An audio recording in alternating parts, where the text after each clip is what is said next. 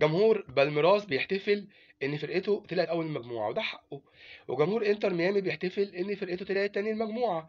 اكتشفت النهارده بقى كلاحة جمهور بورتو بيحتفلوا ان فرقتهم طلعت تالت المجموعه. فحتى انا تواصلت معاهم قلت لهم ايه الهبل والعبط ده؟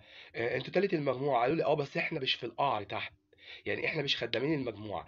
اللي مرمي تحت بقى ده، اللي مرمي تحت ده، اللي مرمي في البدروم تحت ده، بيحتفلوا ليه؟ بتحتفلوا ليه بجد؟ في ايه يعني؟ في حاجه انتوا يعني انا جالي تليفونات كتير قوي.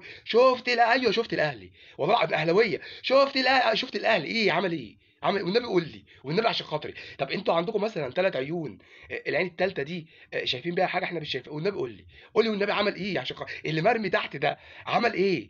بتحتفلوا على ايه؟ حد يرد عليا. قول لي الاهلي احنا بنحتفل عشان الاهلي عمل ايه؟ الشناوي مسك كوره يا جماعه. كابتن محمد الشناوي مسك كوره.